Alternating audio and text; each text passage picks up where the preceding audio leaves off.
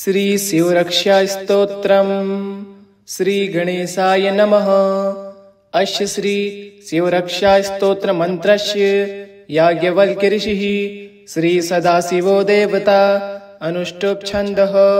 श्री सदाशिव प्रीत्यर्थं शिवरक्षास्तोत्रजपे विनियोगः। चरितं देवदेवस्य महादेवस्य पावनम् अपारं परमोदारं चतुर्वर्गस्य साधनं गौरीविनायकोपेतं पञ्चवक्त्रं त्रिनेत्रकं शिवं ध्यात्वा दशभुजं शिवरक्षां पठेन्नरः।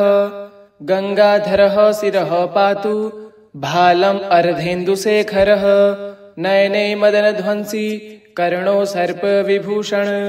घ्राणं पातु पुराराति मुखं पातु जगत्पतिः जिह्वां वागीश्वरः पातु कन्धरां सितिकन्धरः। श्रीकण्ठः पातु मे कण्ठं स्कन्दो विश्वधुन्धरः। भुजो भुभारसंहर्ता करो पातु पेनाघ्रक् हृदयं शङ्करः पातु जठरं गिरिजापतिः। नाभिं मृत्युञ्जयः पातु कटिं व्याघ्राजिनाम्बरः। शक्तिनी पातु दीनार्त शरणागतवत्सलः। उरु महेश्वरः पातु जानुनी जगदीश्वरः। जङ्गे पातु जगत्कर्ता गुल्फो पातु गणाधिपः। चरणो करुणासिन्धुः सर्वाङ्गानि सदाशिवः। एतां शिवबलोपेतां रक्षां यः सुकृती पठेत् स भुक्त्वा सकलान् कामान् शिवसायुज्यमाप्नुयात्। ग्रहभूत पिशाचाद्यैस्त्रैलोक्ये विचरन्ति ये दुरादासो पलायन्ते शिवनामाभिरक्षणात्। अभयङ्कर नामेदं कवचं पार्वतीपतेः भक्त्या बिभर्ति यः कण्ठे तस्य वश्यं जगत्त्रयम्। इमां नारायणः स्वप्रे शिवरक्षां यशादिशत्। प्रातरुत्थाय योगीन्द्रो याज्ञवल्क्यः तथा लिखत्। चरितं देवदेवस्य महादेवस्य पावनम् अपारं परमोदारं चतुर्वर्गस्य साधनं गौरीविनायकोपेतं पञ्चवक्त्रं त्रिनेत्रकं शिवं ध्यात्वा दशभुजं शिवरक्षां पठेन्नरः। गङ्गाधरः शिरः पातु भालम् अर्धेन्दुशेखरः नयने मदनध्वंसी कर्णो सर्पविभूषण। घ्राणं पातु पुराराति मुखं पातु जगत्पतिः जिह्वां वागीश्वरः पातु कन्धरां सितिकन्धरः। श्रीकण्ठः पातु मे कण्ठं स्कन्दो विश्वधुन्धरः। भुजो भुभारसंहर्ता करो पातु पेनाघ्रक् हृदयं शङ्करः पातु जठरं गिरिजापतिः। नाभिं मृत्युञ्जयः पातु कटिं व्याघ्राजिनाम्बरः। शक्तिनी पातु दीनार्त शरणागतवत्सलः। उरु महेश्वरः पातु जानुनी जगदीश्वरः। जङ्गे पातु जगत्कर्ता गुल्फो पातु गणाधिपः। चरणो करुणासिन्धुः सर्वाङ्गानि सदाशिवः। एतां शिवबलोपेतां रक्षां यः सुकृती पठेत् स भुक्त्वा सकलान् कामान् शिवसायुज्यमाप्नुयात्। ग्रहभूत पिशाचाद्यैस्त्रैलोक्ये विचरन्ति ये दुरादासो पलायन्ते शिवनामाभिरक्षणात्। अभयङ्कर नामेदं कवचं पार्वतीपतेः भक्त्या बिभर्ति यः कण्ठे तस्य वश्यं जगत्त्रयम्।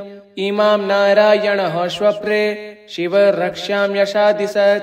प्रातरुत्थाय योगीन्द्रो याज्ञवल्क्यः तथा लिखत्। चरितं देवदेवस्य महादेवस्य पावनम् अपारं परमोदारं चतुर्वर्गस्य साधनं गौरीविनायकोपेतं पञ्चवक्त्रं त्रिनेत्रकं शिवं ध्यात्वा दशभुजं शिवरक्षां पठेन्नरः। गङ्गाधरः शिरः पातु भालम् अर्धेन्दुशेखरः नयने मदनध्वंसी कर्णो सर्पविभूषण। घ्राणं पातु पुराराति मुखं पातु जगत्पतिः जिह्वां वागीश्वरः पातु कन्धरां सितिकन्धरः। श्रीकण्ठः पातु मे कण्ठं स्कन्दो विश्वधुन्धरः भुजो भुभार संहर्ता करो पातो पेनाघ्रक् हृदयं शङ्करः पातु जठरं गिरिजापतिः नाभिं मृत्युञ्जयः पातु कटिं व्याघ्राजिनाम्बरः शक्तिनी पातु दीनार्त शरणागतवत्सलः उरु महेश्वरः पातु जानुनी जगदीश्वरः जङ्गे पातु जगत्कर्ता गुल्फो पातु गणाधिपः चरणो करुणा सिन्धुः सर्वाङ्गानि सदाशिवः एतां शिवबलोपेतां रक्ष्यां यः सुकृती पठेत् स भुक्त्वा सकलान् कामान् शिवसायुज्यमाप्नुयात् ग्रहभूतपिशाचाद्यस्त्रैलोक्ये विचरन्ति ये दुरादासो पलायन्ते शिवनामाभिरक्षणात् अभयङ्करनामेदं कवचं पार्वतीपतेः भक्त्या बिभर्ति यः कण्ठे तस्य वश्यं जगत्त्रयम् इमां नारायणः स्वप्रे शिवरक्ष्यां यशादिशत् प्रातरुत्थाय योगीन्द्रो याज्ञवल्क्यः तथा लिखत् चरितं देवदेवस्य महादेवस्य पावनम् अपारं परमोदारं चतुर्वर्गस्य साधनं गौरीविनायकोपेतं पञ्चवक्त्रं त्रिनेत्रकं शिवं ध्यात्वा दशभुजं शिवरक्ष्यां पठेन्नरः गङ्गाधरः शिरः पातु भालम् अर्धेन्दुशेखरः नयने मदनध्वंसी कर्णो सर्पविभूषण घ्राणं पातु पुराराति मुखं पातु जगत्पतिः जिह्वां वागीश्वरः पातु कन्धरां शितिकन्धरः श्रीकण्ठः पातु मे कण्ठं स्कन्दो विश्वधुन्धरः भुजो भुभार संहर्ता करो पातो पेनाघ्रक् हृदयं शङ्करः पातु जठरं गिरिजापतिः नाभिं मृत्युञ्जयः पातु कटिं व्याघ्राजिनाम्बरः शक्तिनी पातु दीनार्त शरणागतवत्सलः उरु महेश्वरः पातु जानुनी जगदीश्वरः जङ्गे पातु जगत्कर्ता गुल्फो पातु गणाधिपः चरणो करुणा सिन्धुः सर्वाङ्गानि सदाशिवः एतां शिवबलोपेतां रक्ष्यां यः सुकृती पठेत् स भुक्त्वा सकलान् कामान् शिवसायुज्यमाप्नुयात् ग्रहभूतपिशाचाद्यस्त्रैलोक्ये विचरन्ति ये दुरादासो पलायन्ते शिवनामाभिरक्षणात् अभयङ्करनामेदं कवचं पार्वतीपतेः भक्त्या बिभर्ति यः कण्ठे तस्य वश्यं जगत्त्रयम् इमां नारायणः स्वप्रे शिवरक्ष्यां यशादिशत् प्रातरुत्थाय योगीन्द्रो याज्ञवल्क्यः तथा लिखत् चरितं देवदेवस्य महादेवस्य पावनम् अपारं परमोदारं चतुर्वर्गस्य साधनं गौरीविनायकोपेतं पञ्चवक्त्रं त्रिनेत्रकं शिवं ध्यात्वा दशभुजं शिवरक्ष्यां पठेन्नरः गङ्गाधरः शिरः पातु भालम् अर्धेन्दुशेखरः नयने मदनध्वंसी कर्णो सर्पविभूषण घ्राणं पातु पुराराति मुखं पातु जगत्पतिः जिह्वां वागीश्वरः पातु कन्धरां शितिकन्धरः श्रीकण्ठः पातु मे कण्ठं स्कन्दो विश्वधुन्धरः भुजो भुभार संहर्ता करो पातो पेनाघ्रक् हृदयं शङ्करः पातु जठरं गिरिजापतिः नाभिं मृत्युञ्जयः पातु कटिं व्याघ्राजिनाम्बरः शक्तिनी पातु दीनार्त शरणागतवत्सलः उरु महेश्वरः पातु जानुनी जगदीश्वरः जङ्गे पातु जगत्कर्ता गुल्फो पातु गणाधिपः चरणो करुणा सिन्धुः सर्वाङ्गानि सदाशिवः एतां शिवबलोपेतां रक्ष्यां यः सुकृती पठेत् स भुक्त्वा सकलान् कामान् शिवसायुज्यमाप्नुयात् ग्रहभूतपिशाचाद्यस्त्रैलोक्ये विचरन्ति ये दुरादासो पलायन्ते शिवनामाभिरक्षणात् अभयङ्करनामेदं कवचं पार्वतीपतेः भक्त्या बिभर्ति यः कण्ठे तस्य वश्यं जगत्त्रयम् इमां नारायणः स्वप्रे शिव रक्ष्यां यशादिशत् प्रातरुत्थाय योगीन्द्रो याज्ञवल्क्यः तथा लिखत् चरितं देवदेवस्य महादेवस्य पावनम् अपारं परमोदारं चतुर्वर्गस्य साधनं गौरीविनायकोपेतं पञ्चवक्त्रं त्रिनेत्रकं शिवं ध्यात्वा दशभुजं शिव रक्ष्यां पठेन्नरः गंगाधरः शिरः पातु भालम् अर्धेन्दुशेखरः नयने मदनध्वंसी कर्णो सर्पविभूषण घ्राणं पातु पुराराति मुखं पातु जगत्पतिः जिह्वां वागीश्वरः पातु कन्धरां सितिकन्धरः श्रीकण्ठः पातु मे कण्ठं स्कन्दो विश्वधुन्धरः भुजो भुभार संहर्ता करो पातु पेनाघ्रक् हृदयं शङ्करः पातु जठरं गिरिजापतिः नाभिं मृत्युञ्जयः पातु कटिं व्याघ्राजिनाम्बरः शक्तिनी पातु दीनार्त शरणागतवत्सलः उरु महेश्वरः पातु जानुनी जगदीश्वरः जङ्गे पातु जगत्कर्ता गुल्फो पातु गणाधिपः चरणो करुणा सिन्धुः सर्वाङ्गानि सदाशिवः एतां शिवबलोपेतां रक्ष्यां यः सुकृती पठेत् स भुक्त्वा सकलान् कामान् शिव सायुजमाप्नुयात् ग्रहभूत पिशाचाद्यस्त्रैलोक्ये विचरन्ति ये दुरादासो पलायन्ते शिव नामाभिरक्षणात् अभयङ्कर नामेदं कवचं पार्वतीपतेः भक्त्या विभर्ति यः कण्ठे तस्य वश्यं जगत्त्रयम् इमां नारायणः स्वप्रे शिव रक्ष्यां यशादिशत् प्रातरुत्थाय योगीन्द्रो याज्ञवल्क्यः तथा लिखत् चरितं देवदेवस्य महादेवस्य पावनम् अपारं परमोदारं चतुर्वर्गस्य साधनं गौरीविनायकोपेतं पञ्चवक्त्रं त्रिनेत्रकं शिवं ध्यात्वा दशभुजं शिव रक्ष्यां पठेन्नरः गंगाधरः शिरः पातु भालम् अर्धेन्दुशेखरः नयने मदनध्वंसी कर्णो सर्पविभूषण घ्राणं पातु पुराराति मुखं पातु जगत्पतिः जिह्वां वागीश्वरः पातु कन्धरां सितिकन्धरः श्रीकण्ठः पातु मे कण्ठं स्कन्दो विश्वधुन्धरः भुजो भुभार संहर्ता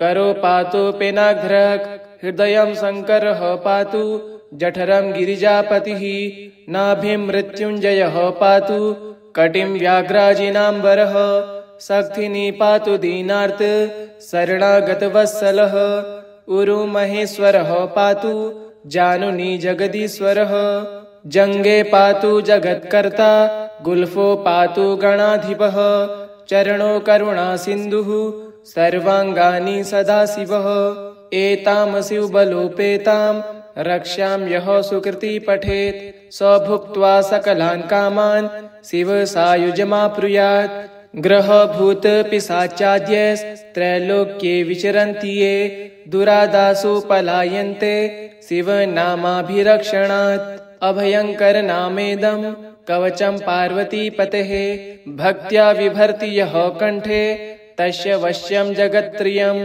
इमां नारायणः स्वप्रे शिव रक्ष्यां यशादिशत् प्रातरुत्थाय योगीन्द्रो याज्ञवल्क्यः तथा लिखत् चरितं देवदेवस्य महादेवस्य पावनम् अपारं परमोदारं चतुर्वर्गस्य साधनं गौरीविनायकोपेतं पञ्चवक्त्रं त्रिनेत्रकं शिवं ध्यात्वा दशभुजं शिव रक्ष्यां पठेन्नरः गंगाधरः शिरः पातु भालम् अर्धेन्दुशेखरः नयने मदनध्वंसी कर्णो सर्पविभूषण घ्राणं पातु पुराराति मुखं पातु जगत्पतिः जिह्वां वागीश्वरः पातु कन्धरां सितिकन्धरः श्रीकण्ठः पातु मे कण्ठं स्कन्दो विश्वधुन्धरः भुजो भुभार संहर्ता करो पातु पेनाघ्रक् हृदयं शङ्करः पातु जठरं गिरिजापतिः नाभिं मृत्युञ्जयः पातु कटिं व्याघ्राजिनाम्बरः शक्तिनी पातु दीनार्त शरणागतवत्सलः उरु महेश्वरः पातु जानुनी जगदीश्वरः जङ्गे पातु जगत्कर्ता गुल्फो पातु गणाधिपः चरणो करुणा सिन्धुः सर्वाङ्गानि सदाशिवः एतां शिवबलोपेतां रक्ष्यां यः सुकृति पठेत् स भुक्त्वा सकलान् कामान् शिवसायुज्यमाप्नुयात् ग्रहभूत पिशाचाद्यैस्त्रैलोक्ये विचरन्ति ये दुरादासु पलायन्ते शिवनामाभिरक्षणात् अभयङ्कर नामेदं कवचं पार्वतीपतेः भक्त्या बिभर्ति यः कण्ठे तस्य वश्यं जगत्त्रयम् इमां नारायणः स्वप्रे शिवरक्ष्यां यशादिशत् प्रातरुत्थाय योगीन्द्रो याज्ञवल्क्यः तथा लिखत् चरितं देवदेवस्य महादेवस्य पावनम् अपारं परमोदारं चतुर्वर्गस्य साधनं गौरीविनायकोपेतं पञ्चवक्त्रं त्रिनेत्रकं शिवं ध्यात्वा दशभुजं शिवरक्ष्यां पठेन्नरः गङ्गाधरः शिरः पातु भालम् अर्धेन्दुशेखरः नयने मदनध्वंसी कर्णो सर्पविभूषण घ्राणं पातु पुराराति मुखं पातु जगत्पतिः जिह्वां वागीश्वरः पातु कन्धरां सितिकन्धरः श्रीकण्ठः पातु मे कण्ठं स्कन्दो विश्वधुन्धरः भुजो भुभार संहर्ता करो पातु पेनाघ्रक् हृदयं शङ्करः पातु जठरं गिरिजापतिः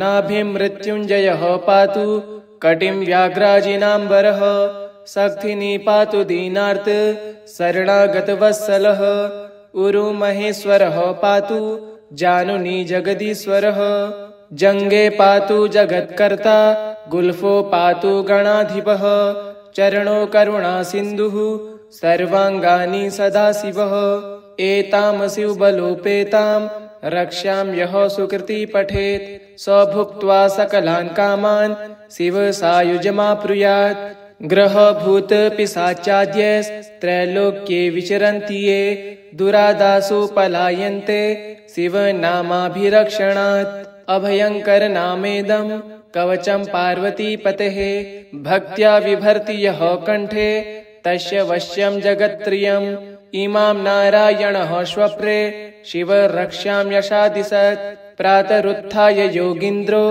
याज्ञवल्क्यः तथा लिखत् चरितं देवदेवस्य महादेवस्य पावनम् अपारं परमोदारं चतुर्वर्गस्य साधनं गौरीविनायकोपेतं पञ्चवक्त्रं त्रिनेत्रकं शिवं ध्यात्वा दशभुजं शिवरक्ष्यां पठेन्नरः गङ्गाधरः शिरः पातु भालम् अर्धेन्दुशेखरः नयने मदनध्वंसी कर्णो सर्पविभूषण घ्राणं पातु पुराराति मुखं पातु जगत्पतिः जिह्वां वागीश्वरः पातु कन्धरां सितिकन्धरः श्रीकण्ठः पातु मे कण्ठं स्कन्दो विश्वधुन्धरः भुजो भुभार संहर्ता करो पातु पेनाघ्रक् हृदयं शङ्करः पातु जठरं गिरिजापतिः नाभिं मृत्युञ्जयः पातु कटिं व्याघ्राजिनाम्बरः शक्तिनी पातु दीनार्त शरणागतवत्सलः उरु महेश्वरः पातु जानुनी जगदीश्वरः जङ्गे पातु जगत्कर्ता गुल्फो पातु गणाधिपः चरणो करुणा सिन्धुः सर्वाङ्गानि सदाशिवः एतां शिवबलोपेतां रक्ष्यां यः सुकृति पठेत् स भुक्त्वा सकलान् कामान् शिवसायुज्यमाप्नुयात् ग्रहभूत पिशाचाद्यैस्त्रैलोक्ये विचरन्ति ये दुरादासु पलायन्ते शिवनामाभिरक्षणात् अभयङ्कर नामेदं कवचं पार्वतीपतेः भक्त्या बिभर्ति यः कण्ठे तस्य वश्यं जगत्त्रयम् इमां नारायणः स्वप्रे शिवरक्ष्यां यशादिशत् प्रातरुत्थाय योगीन्द्रो याज्ञवल्क्यः तथा लिखत्। चरितं देवदेवस्य महादेवस्य पावनम् अपारं परमोदारं चतुर्वर्गस्य साधनं गौरी विनायकोपेतं पंचवक्त्रं त्रिनेत्रकं शिवं ध्यात्वा दशभुजं शिव रक्षां पठेन्नरः गंगाधरः शिरः पातु भालम् अर्धेन्दुशेखरः नयने मदनध्वंसी कर्णो सर्पविभूषण घ्राणं पातु पुराराति मुखं पातु जगत्पतिः जिह्वां वागीश्वरः पातु कंधरां सितिकंधरः श्रीकंठः पातु मे कंठं स्कंदो विश्वधुन्धरः भुजो भुभार संहर्ता करो पातु पेनाघ्रक हृदयं शंकरः पातु जठरं गिरिजापतिः नाभिं मृत्युंजयः पातु कटिं व्याघ्राजिनाम्बरः शक्तिनी पातु दीनार्त शरणागतवत्सलः उरु महेश्वरः पातु जानुनी जगदीश्वरः जंगे पातु जगत्कर्ता गुल्फो पातु गणाधिपः चरणो करुणा सिन्धुः सर्वांगानि सदाशिवः एतां शिवबलोपेतां रक्षां यः सुकृति पठेत् स भुक्त्वा सकलान् कामान् शिव सायुज्यमाप्नुयात्। ग्रह भूत पिशाचाद्यस्त्रैलोक्ये विचरन्ति ये दुरादासु पलायन्ते शिव नामाभिरक्षणात्। अभयंकर नामेदं कवचं पार्वतीपतेः भक्त्या बिभर्ति यः कंठे तस्य वश्यं जगत्त्रयम् इमां नारायणः स्वप्रे शिव रक्षां यशादिशत्। प्रातरुत्थाय योगीन्द्रो याज्ञवल्क्यः तथा लिखत्। इति श्री याज्ञवल्क्य प्रोक्तं शिवरक्षा स्तोत्रम् श्री शिवार्पणमस्तु। ओम श्री सांब सदाशिवाय नमः।